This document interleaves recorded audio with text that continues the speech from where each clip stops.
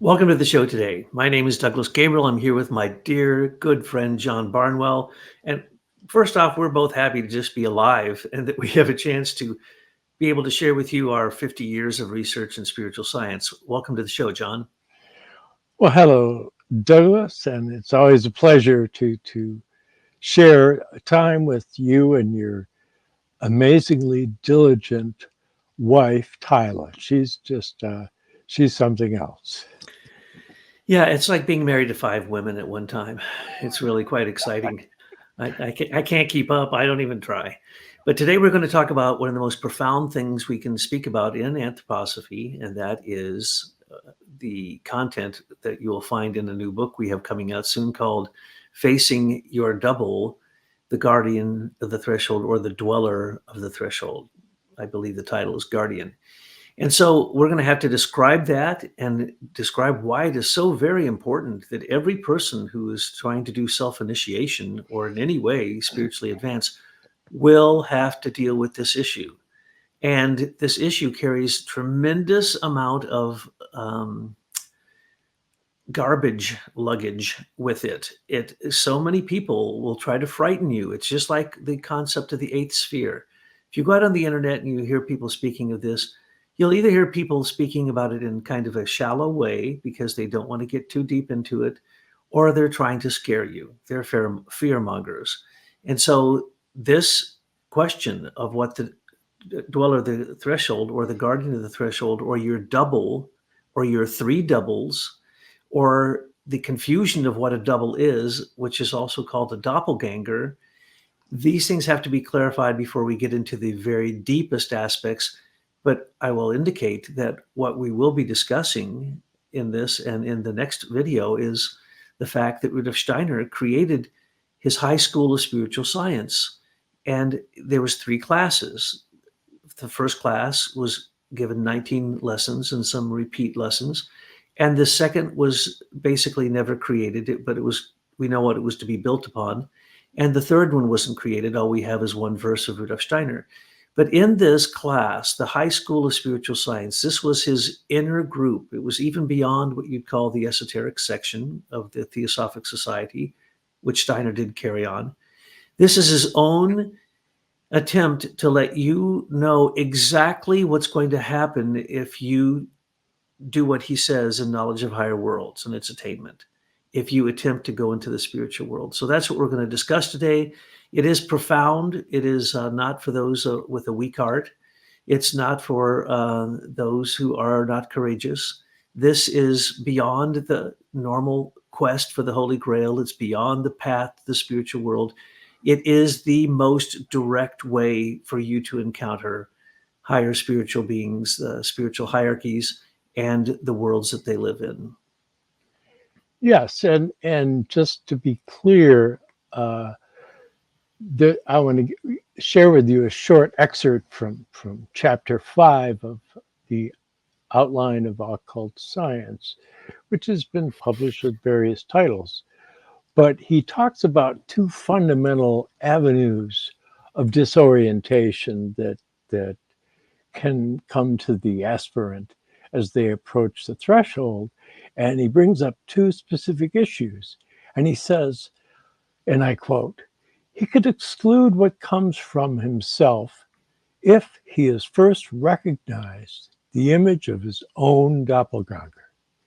He will be able to exclude the second source of delusion if he acquires the ability to recognize from the inner quality of a supersensible fact whether it is reality or delusion. If the delusion were to appear exactly like the actual facts, then a distinction would not be possible. This, however, is not the case. Delusions of the supersensible world have qualities in themselves by which they are to be distinguished from realities, and it's important that the student of the spiritual know by which qualities he can recognize realities. And so there you have it. There's no more clear designations given by Rudolf Steiner than in his principal works, which, I'm assuming, and I forget to remind people, but there's 5 basic books of Rudolf Steiner's work. that are critically important for being able to enter into the subjects we discuss on a deeper level. It's the knowledge of higher worlds, the outline of occult science, and then the philosophy of freedom, and then Christianity is a mystical fact. And where are we at? The philosophy. I said the philosophy of theosophy, Oh, uh, yes. and which is like good luck reading. I always get a kick when you would give somebody the copy of the Theosophy because they come back and they're like, because basically what Steiner does in that book is he's on the other side of the threshold talking to you, basically, and people are not used to not having some kind of physical orientation. But basically, if you want to break that down, then you have to realize there's the dynamic of shame and fear. So you have these are the compelling issues that confront you when you meet the dweller on the threshold. Because the shame has to do with you and the fear has to do with the other. So you have these two dynamic aspects of your relationship to yourself. Okay. And it's all about getting straight with yourself. Absolutely. And shame and fear, two things that are so misunderstood, probably second only to the idea of love. So, shame. Why is it that when you meet your doppelganger, well, first off, I better back up. A doppelganger. When you say that now in the modern world, people just get the willies. Okay, they don't know what that means. They have no idea where that came from. They don't know why there's a umlaut over one of the letters, and they don't speak German, and they're confused. And all they think of is fear, gross, personal fear. It's like the golem. It's like the golem is described that lived in Prague, Well, or it's the boogeyman. it's the boogeyman. Well, I'm really the boogeyman because I got John Lee Hooker his last record deal, and he wrote the boogie, and so it has to do with that idea of getting clear with truth, because see, if you're carrying your inner content across the threshold and you haven't been able to develop your critical capacities, your ability to be able to use thinking critically, so that you narrow things down to truths. Because when you do that, you're approaching the realm of the angels, right? And then to speak out of it, you're approaching the realm of the archangels. And if you're willing to actually do something about it, like Rudolf Steiner, I love where he gives the example of the difference of a Rosicrucian, whereas somebody has hurt themselves and there's a bunch of people standing around feeling sorry for him. Well, the Rosicrucian guy is the guy who just goes in there and he helps them out. You know, that's that third aspect of will. And can you allow your spiritual content and your content of soul affect your daily life in a wholesome way? And that's really where, like Rudolf Steiner frequently talks about imagine, inspiration, and intuition. But Douglas and I are in the habit of saying moral imagination, moral inspiration, and moral intuition. And there's a reason for that, because that's really the dilemma of modern times. The dilemma of the consciousness soul is that inability to be able to really tap into the moral voice of conscience. And really, that's what the threshold does.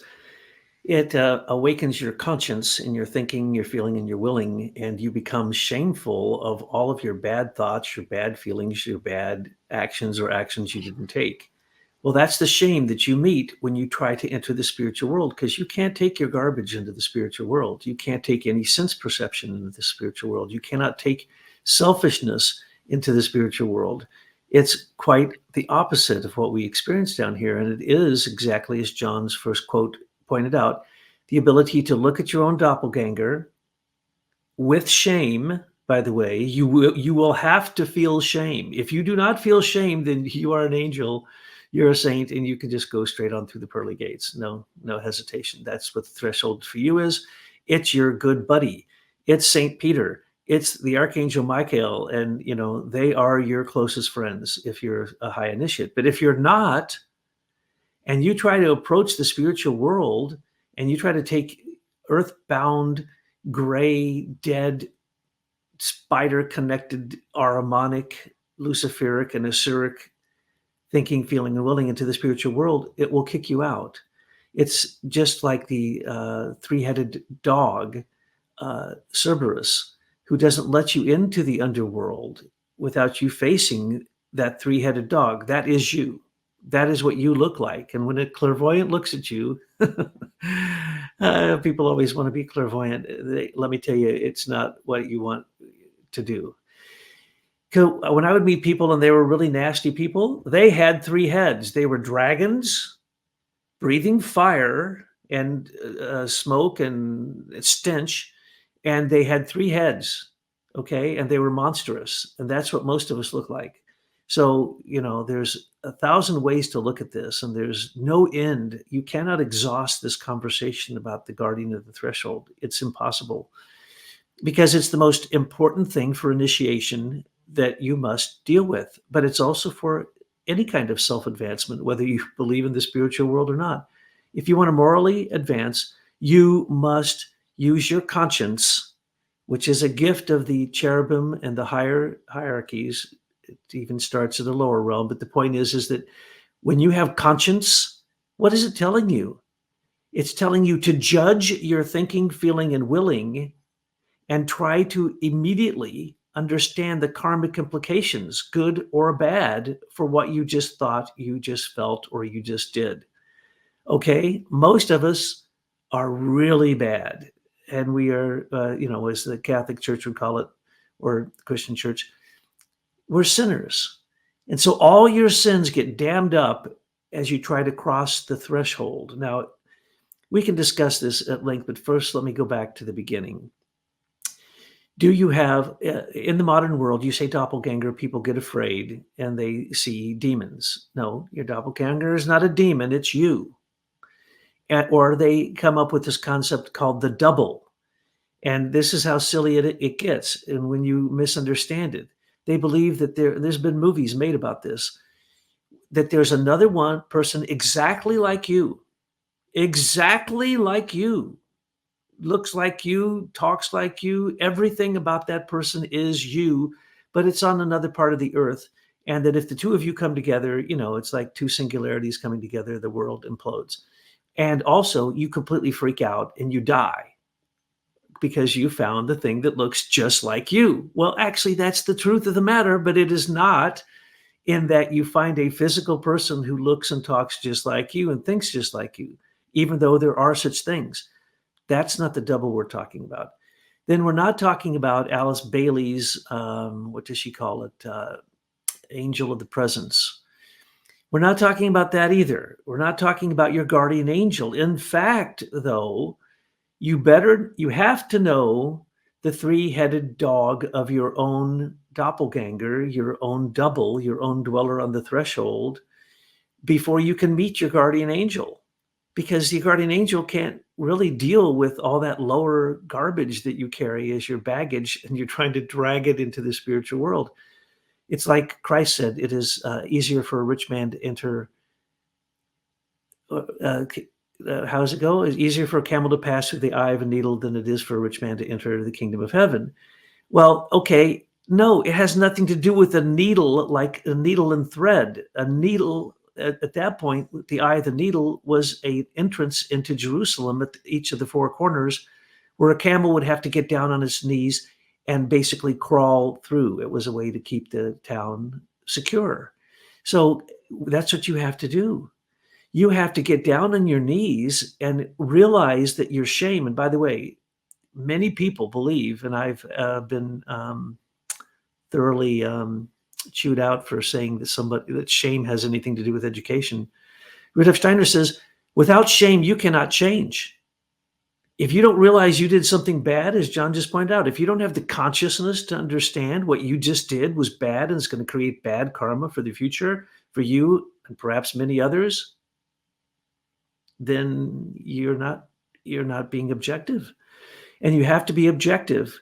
You have to be able to think about your thinking, feel about your feeling, and will about your willing, but from a higher vantage point, a moral vantage point. So when you look at shame, and sometimes a teacher, because as a principal I had to deal with this, a teacher would try to shame a child for doing something bad, and then their parents would come in and want to rip the place up, burn it down, and kill people because someone shamed their child.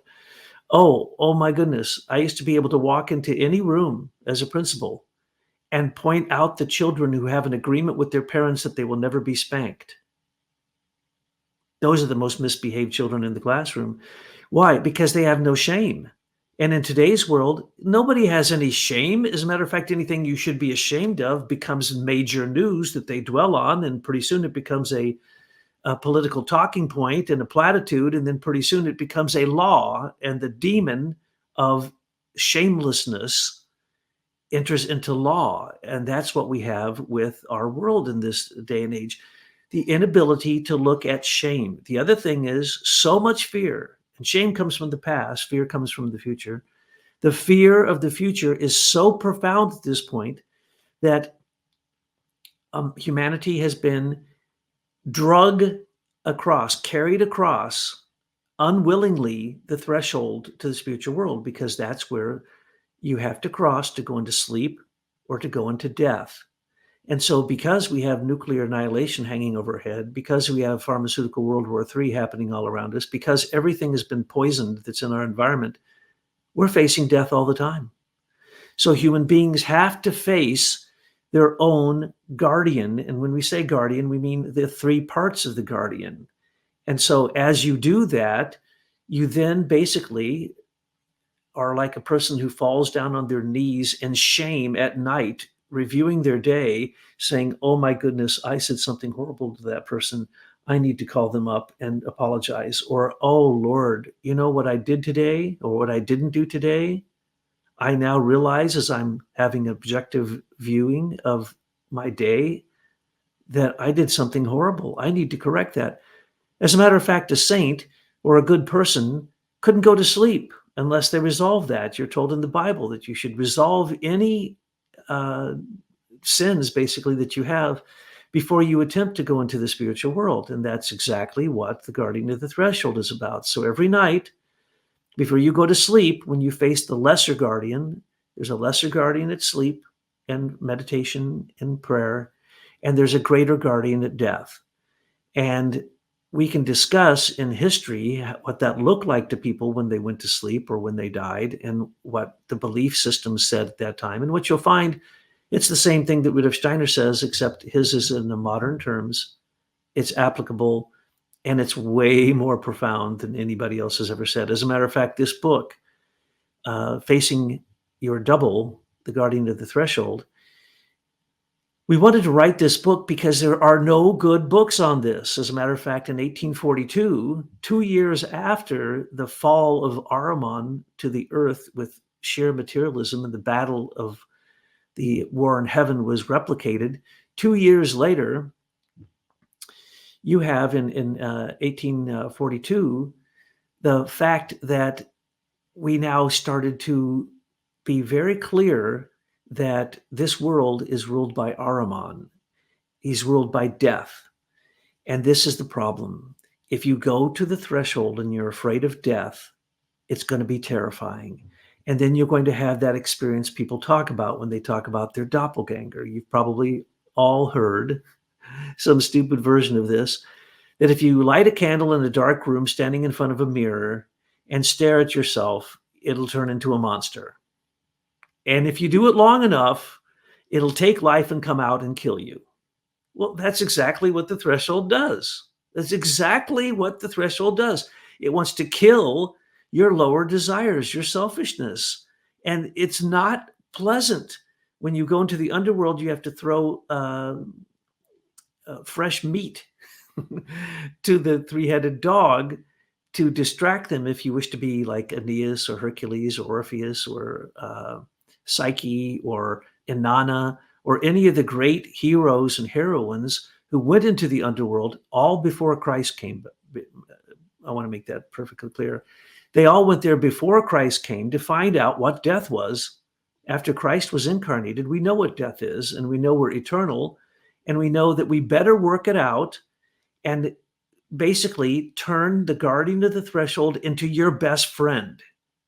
For an initiate, the guardian of the threshold is there to tell you what you need to unload as the karmic gravity that you're trying to carry into the spiritual world.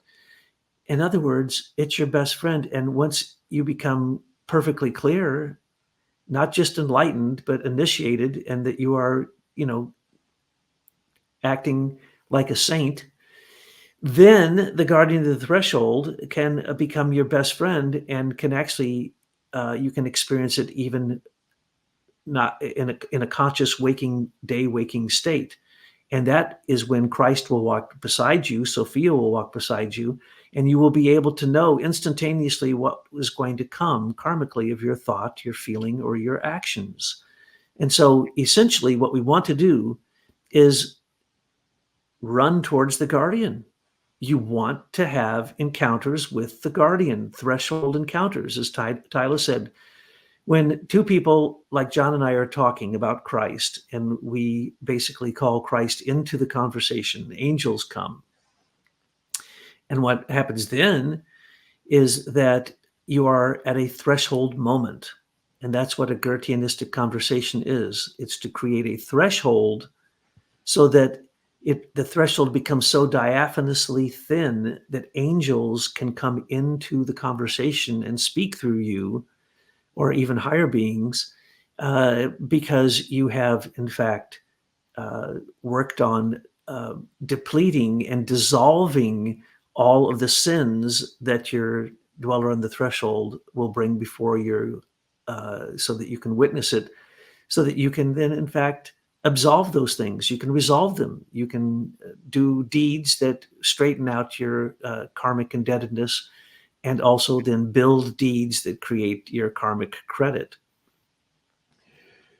Yes. And really taking a closer look at the place of Rudolf Steiner within the history of Christianity, it's very clear that the transition that was made after November of 1879, when we entered into the age of Michael, that we were moving into a period to where the responsible individual will move into the future in a positive way, according to the understanding of the divine plan, but using conscience as a rudder, And if you go into the ancient world, it's described, but it's different. Like, for example, if you go into the ancient East and you go into the cuneiform texts and you read about Inanna, and the goddess Inanna, she's like Ishtar, she's like a Venus deity, but she hears about what was going on with Erishkigal, the dark goddess of the underworld. And so she gets captured and taken down into this world. But as she goes past the gates, she's wounded at every one of them.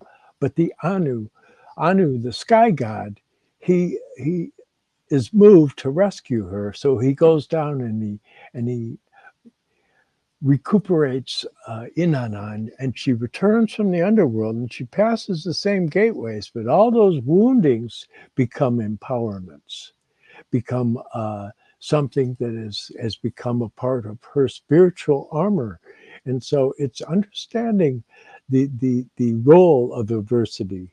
That Rudolf Steiner said that the great gift of love is freedom, but freedom arises as a result of the potential for evil.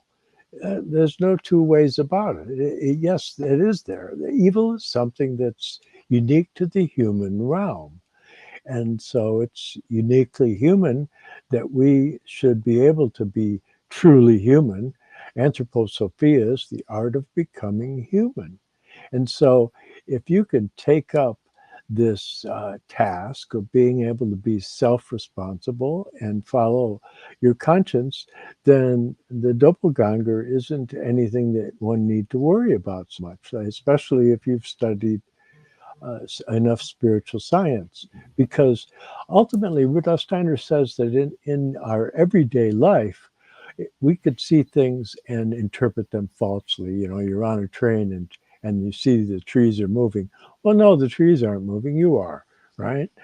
And so that there's this whole idea that you can self-correct because the material world is so static. It just remains with the same image. But when you get into the supersensible, it's very dynamic. It doesn't just stick, so that so much of what one experiences without properly confronting the guardian is illusory.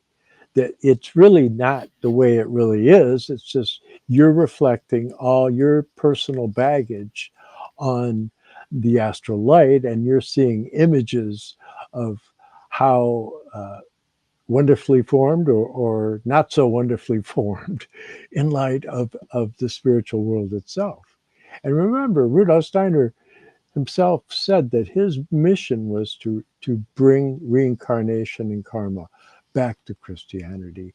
And the whole key in understanding the point of the dweller on the threshold, the doppelganger, is that it has to do with accountability. It has to do with taking responsibility and being a participant out of your own free will and accord in the divine plan. Yes, and as has been pointed out, in 1840, the War in Heaven happened in 1842. Lord Bulwer Lytton wrote his book Zanoni. So when you look up Dweller on the Threshold, it's going to reference that book. And he basically coined that phrase. Now, that's a dweller on the threshold. The guardian of the threshold has always been known and called many different names.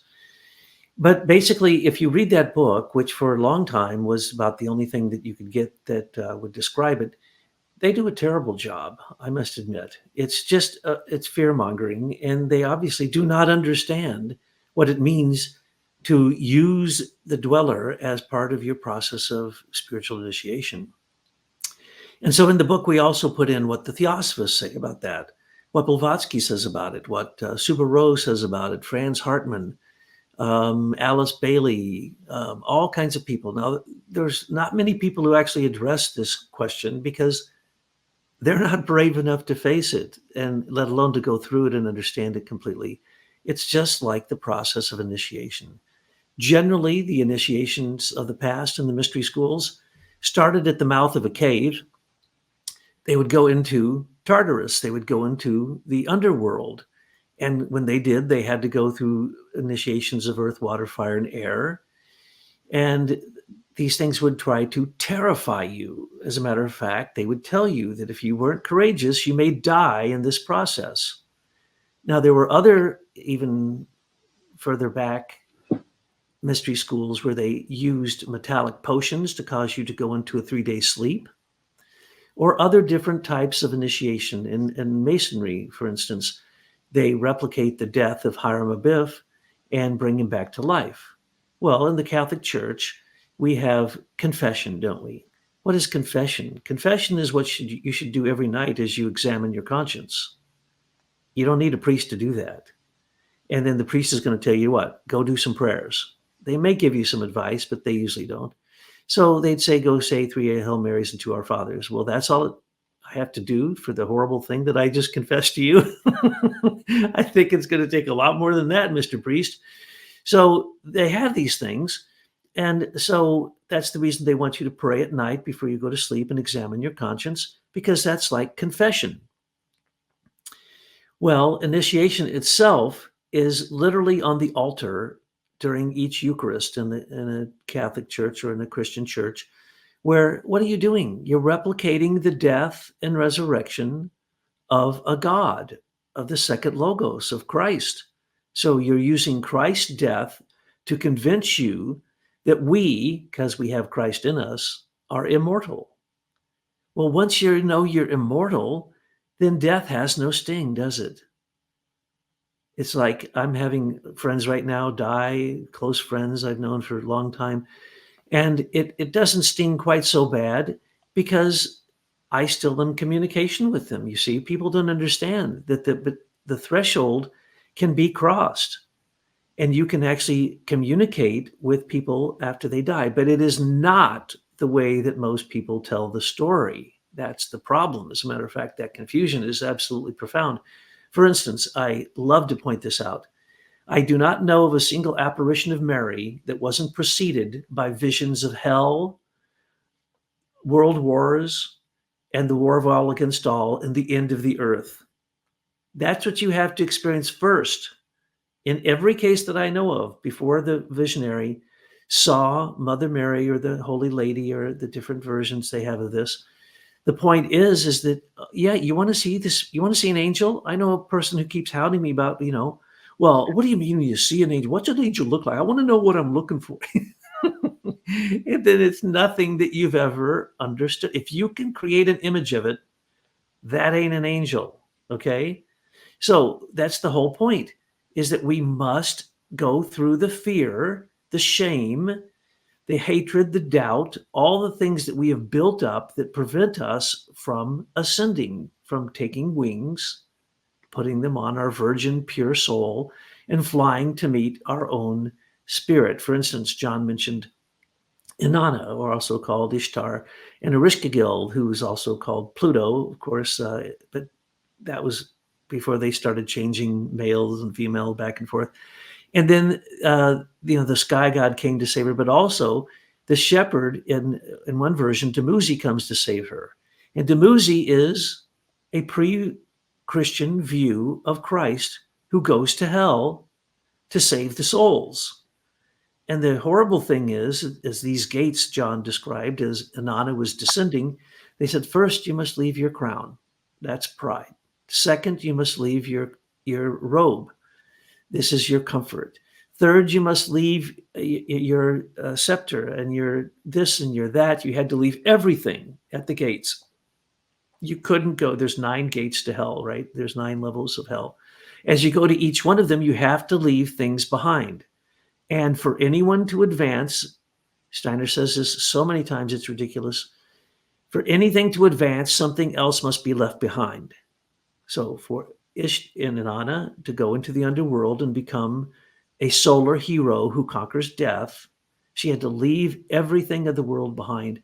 And then when she got there, Erishkigal hung her on a meat hook through her heart. Well, that's exactly what you feel like when you meet the guardian of the threshold. Why? Because the 3 demons that you meet, which are the evil image of your thinking, feeling, and willing, they're not some demon outside of you that is, some horrible thing that you've imagined. No, they're worse than that. They are you. They are the ugly part of you looking at yourself, like that thing of looking in a mirror in the dark with a candlelight, and all of a sudden you start seeing crazy things. Well, that's who you are. And you need to acknowledge that and recognize that. In Tibetan Buddhism, they call that the bardo. After you die, you go into an intermediate state. There are 3 bardos. Steiner describes them in great detail. So the only thing different is that once Christ came, everything changed. So you have to put it in perspective with a Christian perspective. But essentially, the bardo, what do they tell you? Okay, I won't go into detail because it's not Christian, but you're going to meet some fearful, fire-breathing, weapon-wielding, animal-riding, terrifying beings. And they're going to come right at you, right into your face. And what are you supposed to do? Embrace them with love because they are you. Now, when you are scared at night of the dark, and usually you're scared because of the little bit of light you see, not because of the dark. But if you are imagining something horrible, or you have those terrible paranoid dreams that you're going to open a closet and you're going to see something monstrous inside yourself, it's like look in a mirror. That's the scariest darn thing you'll ever see. And so that's what we're talking about. This is the dragon of the lower chakras that we talked about the other day. And you have the power over all of these things, and you're supposed to have conquered them already. So if you have conquered them and you go to meet the guardian and you say, well, John and Doug, it was a piece of cake. It was a walk in the park. It was like, going back to paradise. Well, then you're a saint. But try to describe this to anyone in an objective way, and you can't, because it is personal. So all of the times I didn't have love for people is stored in the karmic box in my heart. And when I approach the threshold, it's going to come out as demons. Yes, they are. And what do I do about that? I need to go back and redo that action, that feeling, that thought, and put love into it and put selflessness into it. Because without that, you won't get by the guardian. So the guardian is like an initiation process. It goes into the underworld to confront death. And the guardian is there to keep us from understanding what's on the other side. And there's a good reason for that, because when you're in dreams, are you in control? No. Do you even understand what they are? Not usually. Can you control the flow of images? No, you can't. Can you even understand in the morning anything? Well, if you had cleared your conscious before you went to sleep, you might get a message in the morning to, oh my gosh, I need to go tell this person that I'm sorry. I was very inconsiderate when I did that. That's what you'll hear in the morning. That's what the dream world will tell you. That's also what death will tell you. So as you are attempting to cross the threshold, remember the threshold is there for the following reasons. Are you ready to go into a world where everything is upside down, backwards, and inside out? No, you're not. If you're even upside down and you're carrying brain-bound thinking, you're going to vomit. Trust me, it's a type of vertigo. There's 9 types of vertigo. I know, I've been there. When you go to hell, you go through 9 types of vertigo where you annihilate everything you think is you. You have to leave it all behind. You can't take any of that garbage with you, whether you go to hell or whether you try to go into heaven. It doesn't matter. It's the same thing. So the threshold is there to protect you from what you are not capable of understanding. If you could understand the things we're talking about, you'd instantaneously die. If you understood what the hierarchy does in your body every single moment of your life, Rudolf Steiner said this, you would die if you understood what willpower does in your body and all the beings involved in it. It would overwhelm you so much you'd instantaneously die. Well, guess what? The Buddhists tell you you should remember that you're going to die 10 times a day. Matter of fact, you should dwell on that thought. And why? Because it makes you free of it. Because if you believe in Christ, and Christ demonstrated to us that his template shows that every I am is eternal and does conquer death and comes back through reincarnation, you have nothing to fear except your own grasping of the delusion, of the illusion of the material world. That's what we fear the most. And we fear gratification of the lower desires. I was just reading Steiner in a beautiful lecture where he says the reason that we incarnate, number one reason is kamamanas. In other words, sex. Sex and the desire for personal selfish gratification is the number one reason we reincarnate.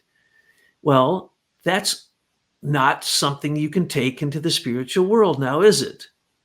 You see, if you're being selfless, you're not worried about conquering somebody else through sex. You're not worried about power over others. You're not worried about being a glutton and eating every great thing there is or having some assumed power. That's the foundation chakra. I have power over other people. Or that you have superpowers through your chi, or that you have no association with any other person. You don't let anyone else bother you. Nothing you do to them or nothing they say or do to you affects you. These are all the lower dark powers that the guardian of the threshold will bring up and show to you. You will witness them and you will know that it's you, and you will know that you can't escape it. You know that dream that something's chasing you, can't escape it? That's you. That's you chasing yourself. and you just are trying to run away. So that's the point.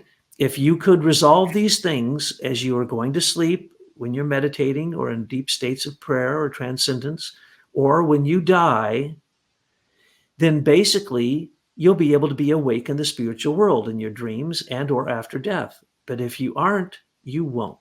It's as simple as that.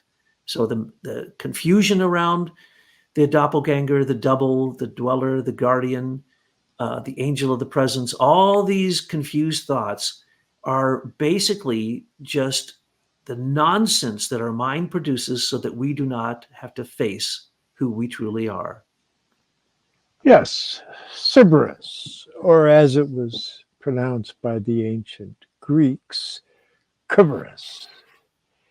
And Cerberus is fascinating because essentially what Cerberus was, he's like the hound of Hades. He's the hound of the underworld, and he's got three heads, and he guards the gate to the underworld. He's keeping the dead in, so they don't leave, but he's also keeping others out, scaring them away. But he was the child of two monsters, Echidna and Typhon. And Typhon was this like the worst. According to Hesiod, Typhon was the son of Gaia and Tartarus. So he's this monstrous creature. And then you have the half woman and half snake mother Echidna. So that you have this whole idea of the shadow aspects of the male and female, the dynamic, and it's always going to feed back to that thing that where it could be connected to the realms of fear and of shame. And so there's that whole idea, like in the apocalypse, that the echidna would be, the archetype would be like the whore of Babylon, for example. That's what that is, right? And then you have, like you can take these images, these characterizations, and see them as a way of describing to you the kind of experience one can have when one sees a clear picture of oneself. And so it gets into like the Garden of Earthly Delights by Hieronymus Bosch. You look at all those like bizarre creatures. What is all that? Well, that's a bunch of astral it's like refuse, and you have to clean the windshield before you could see down the highway to find the great light. And so don't forget to clean the windshield. You're so right, John. And it's about perception. I forget to say this, but I should say it in every single show. Heaven or hell is right here, all determined by your perception. So if a saint goes up and sees the guardian of the threshold, and by the way, there are places that cause the threshold experience. I wasn't going to say this, but it's true. If there's been a tremendous amount of trauma and or spiritual work done in a place, there's a threshold door, a window there. There's a portal, there's a gate. And some of them are the gate to hell, and some of them are the gate to heaven. And the more you try to hide who you are and just try to be a total materialist and just gain everything you can in this earth life, unfortunately, the less you are going to want to go towards the guardian and the more fear you will have. And you will try to tell everyone you have no fear.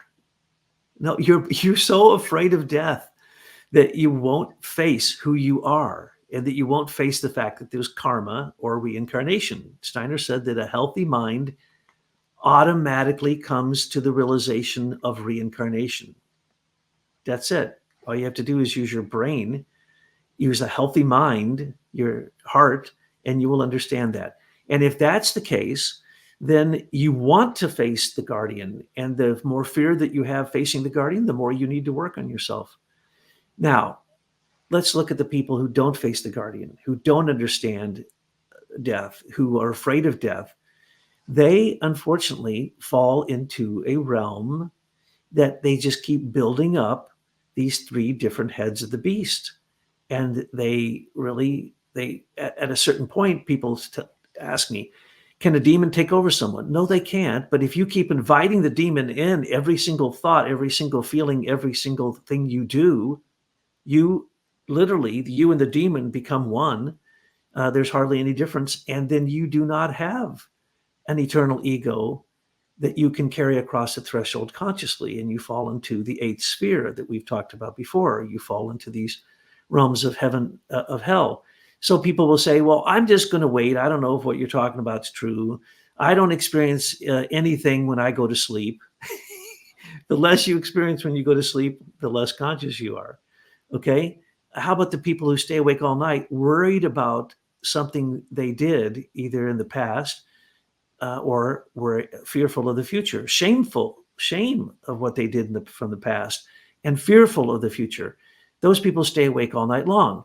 But Rudolf Steiner points this out. It's an enigma that the people who are the worst, they sleep like a baby. Why? Because they don't face the threshold. They don't care they don't pay any attention. I know really evil people who have told me point blank they've never had a dream in their entire life. They've never had a vision. They've never had what we would call a moral imagination. They certainly have never had an intuition, because an intuition has certain characteristics, and many people don't have these things.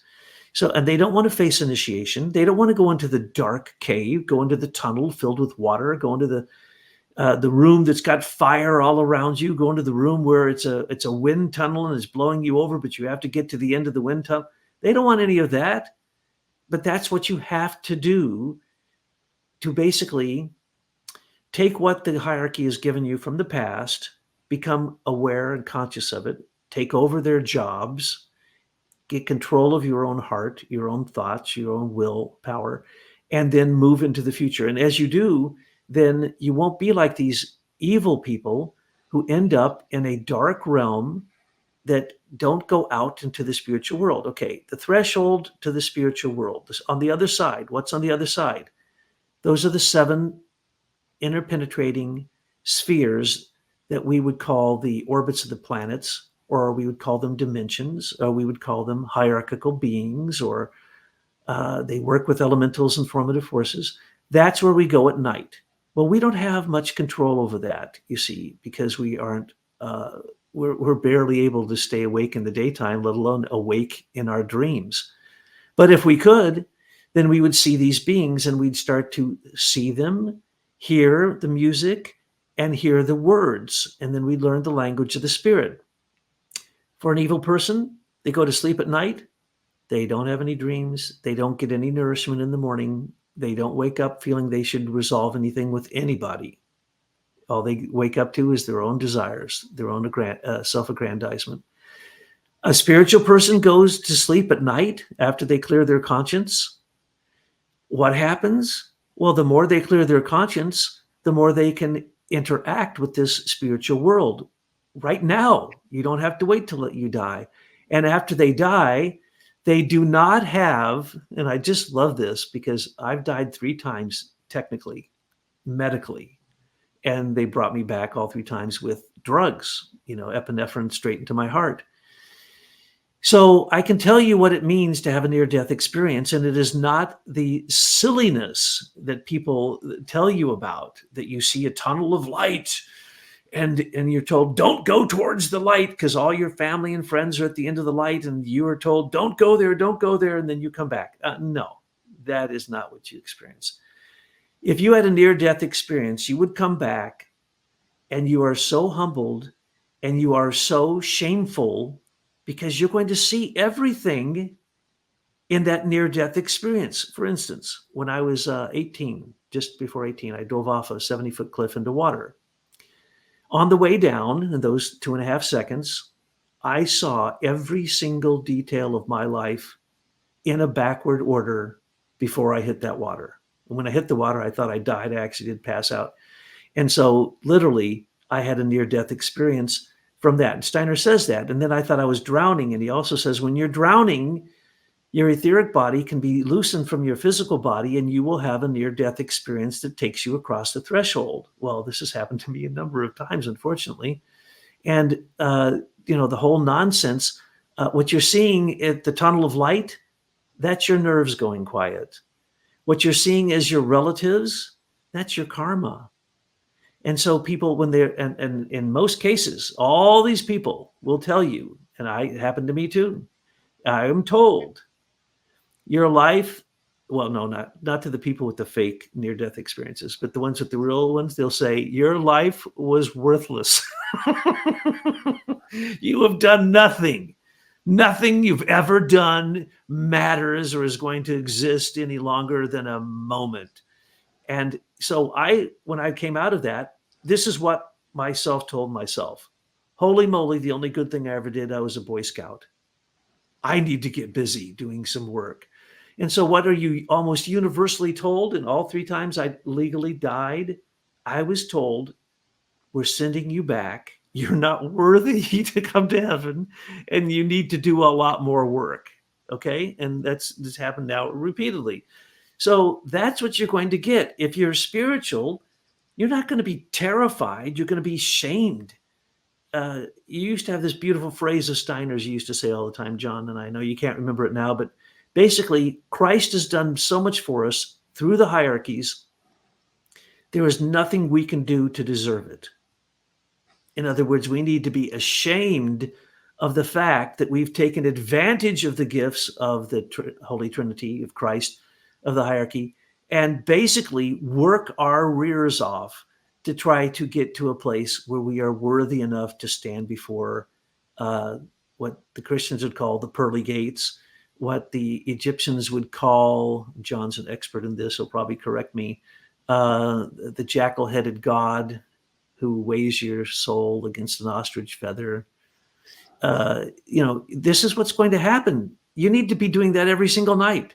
You need to be the judge of everything you've done for the day every single night. And if that is the case, and you do that with the proper reverence, awe, and wonder, then the spiritual world is going to feed you, and you're going to come back, and you will basically be fired up with the impulse to help other people, not help yourself, not be selfish, but to be selfless.